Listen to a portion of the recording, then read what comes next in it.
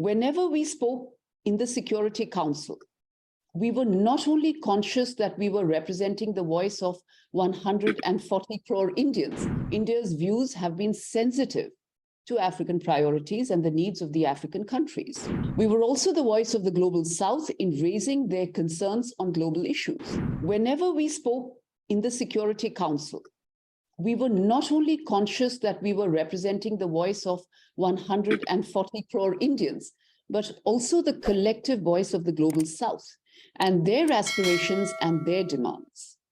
For instance, given that the agenda of the Council is dominated by Africa-related issues, India's views have been sensitive to African priorities and the needs of the African countries.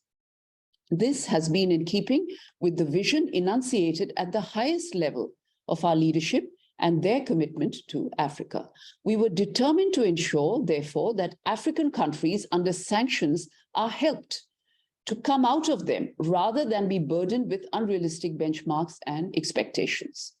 We were also the voice of the Global South in raising their concerns on global issues, in particular in the aftermath of the Ukraine conflict, while emphasizing our principled position on the conflict itself. We also highlighted that the impact of the conflict is being felt even in distant regions in terms of surging costs and actual shortages of food grains, fertilizers, and fuel. And this was not a hypothetical concern either. We saw that during the COVID pandemic, the Global South was disproportionately affected because of hoarding of vaccines.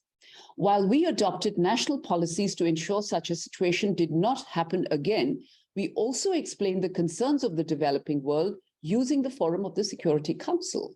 We also walked the talk in that we provided humanitarian assistance to our friends and partners from the Global South where this was needed. And as to what was the response from the developing world, let me put it this way. I think there was an expectation from India on the part of everyone, and there has been a sense of appreciation that we did live up to those expectations.